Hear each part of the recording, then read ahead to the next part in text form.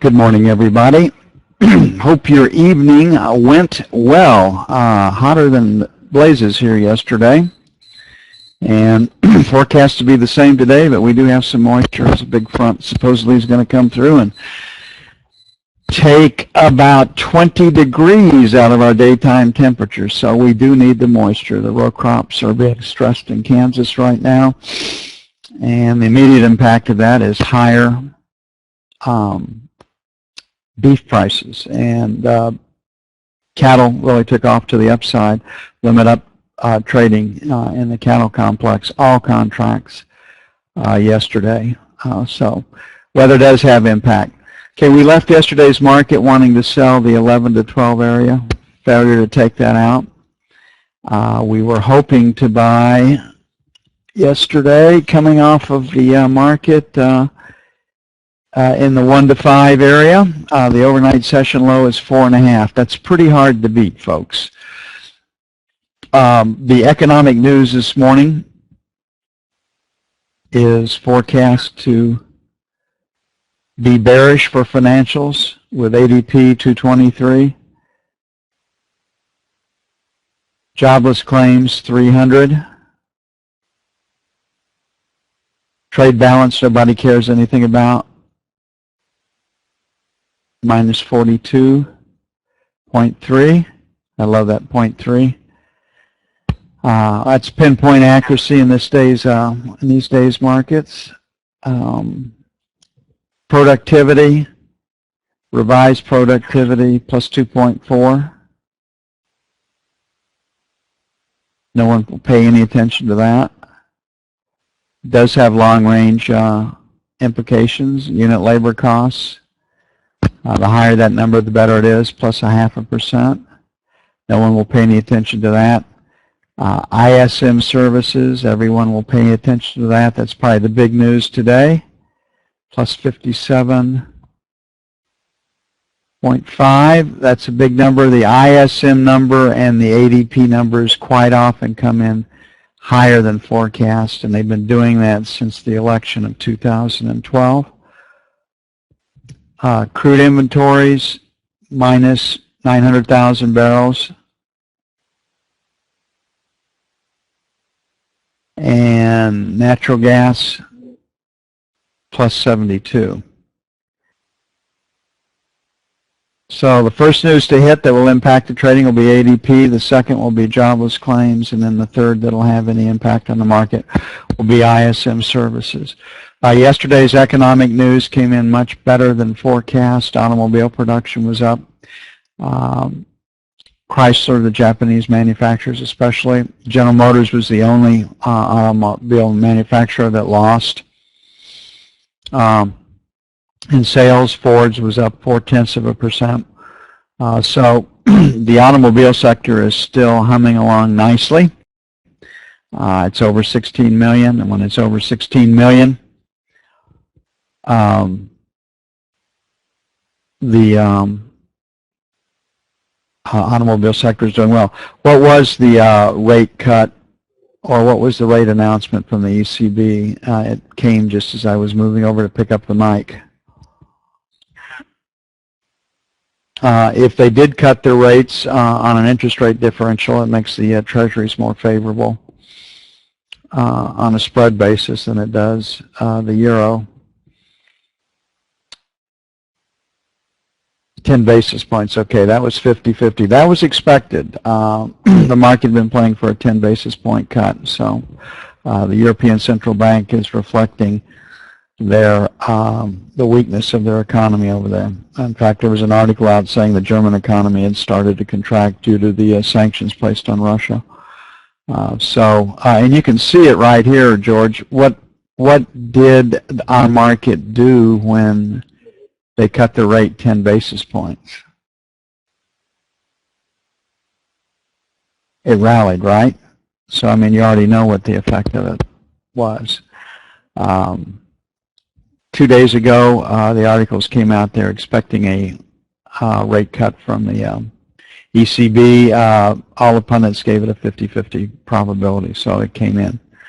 My guess was that they would leave it unchanged, but they would support it rhetorically and keep some powder dry, but the European economy is contracting once again. You see it in retail sales numbers, even in Great Britain and in Germany, and you see it across the board in the other economies. Italy's officially in a recession. France is.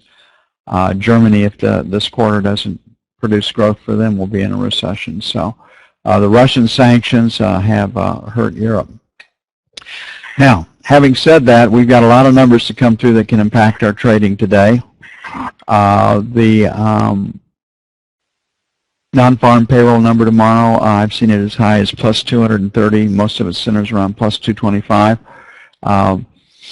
So that will hold the market in check. So I see, I definitely see support at the buck right here. So support 1 to 4 and resistance 12 to 16. So sell 1, 11 to 15, sell 2, 19 to 23. We do have a lot of news to go through. We'll adjust this. We'll make, the market is pointed lower. The last rotate down yesterday stopped at 3, so we'll make buy 1. Let them get stops beneath the low. That might be cute. It may take a 5 to get off along, but we'll leave it at, we'll let them get stops beneath this, given the strength of the potential strength of these numbers coming in higher than forecast. But when you ask a question, you know, what's the effect? George is asking 2 questions. One, what will be the effect on trading today, which is very, very short term? And then number 2, what is the long-term effect of a rate cut by the European Central Bank? And over the long haul, it will be supportive for our markets. And it'll hurt their paper. So right now, we're looking for a retest of the 11-12 area. And if the news comes in, we can buy the 00 to 04, maybe 5s. But we have news coming in that is likely to take, if as forecast, is likely to take our paper lower this morning. The knob spread was unchanged overnight. So the big players did not position long or short in anticipation of anything. They left their positions on. Okay, looking at the 30-year.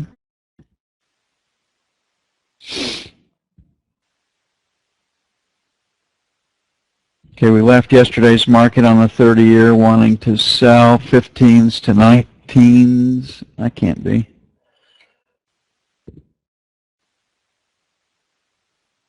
39 even to 04, and then 7 to 11. So our number 2 area was hit. So right now we're at 28, so 3 to 7 will be sell 1. May have to bring that lower, then 11 to 15 will be sell 2. 17 to 21 will be buy 1. And then 9 to 13 will be buy 2. I think we got a pretty fair chance of getting down into this area based on that forecast news this morning. The ADP number, all of these agencies that report on government statistics and the rest ultimately are dependent upon great relations with the issuing bureaus. And this was the first time that political appointees have been put in charge of the Bureau of Labor Statistics. And not that it didn't happen before, but the numbers that come out of the Bureau of Labor Statistics now are, most people view them as tainted, as massaged to show what the administration wants them to show. And even before this happened in the Bureau of Labor Statistics, I mean, you'd be a fool not to take into account what the reporting bureau wanted you to say about them. I mean, it's just the way that it works. You know, news media is very dependent upon those that cover the government, on good relationships with those that they report on. They'll tend to report what the bureau tells them to report. If you want to maintain your inside connections, you'll do as they tell you to do. So it's just human nature. Okay, 68 to 70 will be buy one. And then our 63, 65 is the area that we really like.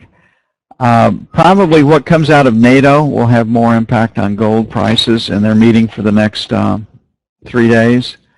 I'm sure there'll be some golf breaks taken, especially by our president who loves the game. And he's at one of the premier golf complexes in the world. These guys do not work overtime.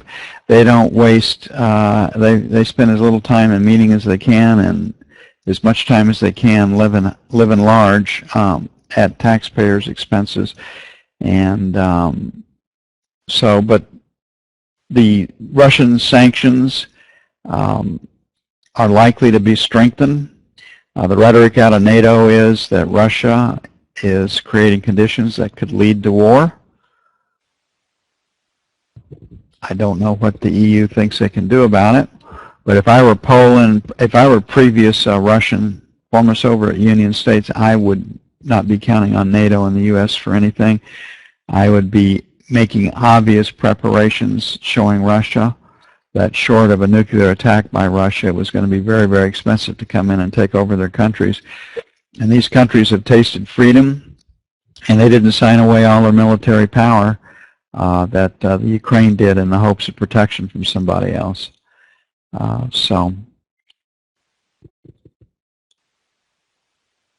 Okay, the euro reflects, and we get these reactions. I mean, here's the news, the rate announcement. They cut it 10 basis points. Means the euro will weaken, and we took out our 131, which is where we thought we're going. 130 even is the next target. I know, well, duh. This is what you'd expect. It should strengthen. Our security. So we have this 31 area, fairly round number. You can see all this volume against 75 right here. So 75 is the number. You can see all this volume at 50. And this is where people cover their shorts. So right now we're at 26, so selling the 45, 55. And we get a lot of times we get a lot of volatility on this, and then selling the 70 to 80 area would be sell 2. On the buy side, 130 even will bring in some short covering, so buy 1. Pretty close to it, then 75, plus or minus. But the express stated purpose of the ECB is to lower the euro currency, to increase exports outside of the Eurozone. And the market is telling you that that is what this policy will do. And again, I hate to beat on a dead horse, but for the last 6 months, every time this market has rallied, we've been sellers. We like the short side. And the reason we like the short side is that you can't fight the Fed, or you can't fight the European Central Bank. They said they want the euro lower.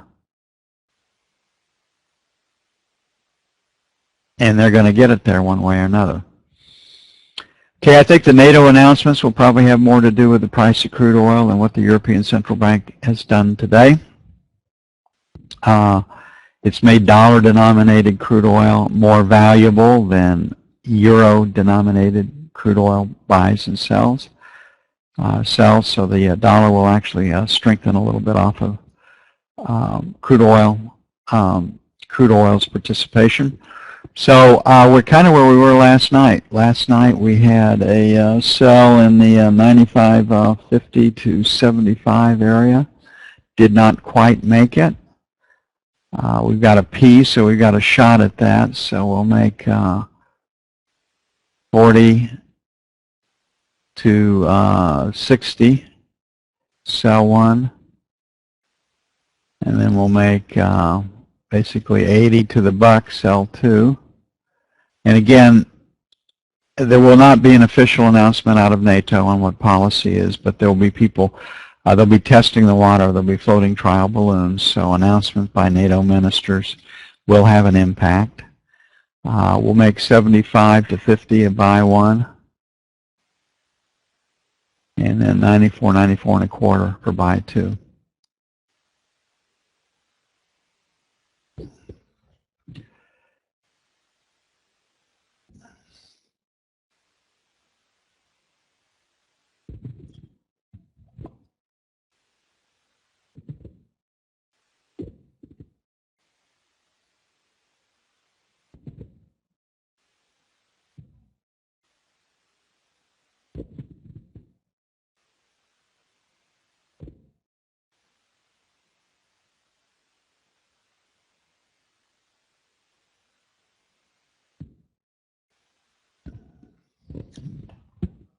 And the sell we'll have to take a look at what happens here at 25. The economic news this morning out of the United States is forecast to be supportive, and on fundamentals it would be supportive for crude too if it comes in as forecast.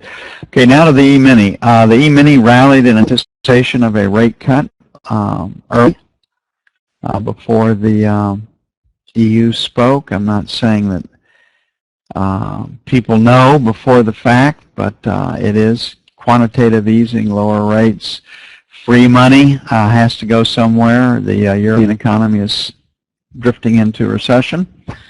The only thing that hasn't, the only country, Britain, the UK, and Germany have not officially. UK is stronger. Germany has 1 quarter of contracting economics, so it is bullish or supportive for the E-mini.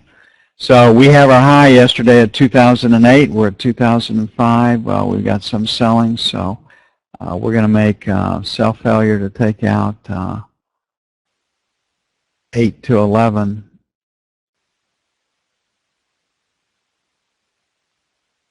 That's the easiest trade to sell. See, then 14 to 16 will be sell too. The news this morning should be supportive for our markets, with ADP looking for 223, jobless claims 300, ISM services 57.5. And the ADP number and the ISM services number could both come in higher than forecast if history is our guide. Okay, on the buy side, 2002 will be buy one. And then 95, 97 will be buy two. Interesting articles out. Carl Icahn, Zell, and Soros are protecting themselves by buying ETF puts. And that's a long-term play. You can come in and buy these ETF and you don't have the expiration problems that you face with expiring futures contracts, and you don't have the exposure. So you can write one check, you can go in and you get a nice long-term play. And a lot of the smart money is headed to the sidelines. Doesn't mean the market's not going to trade higher. Doesn't mean they can't make a mistake. But you're taking a group, a well-known group that's actively followed by a lot of people out of the market, and they're advertising their positions. Why would they be doing that? To garner support for those positions, right?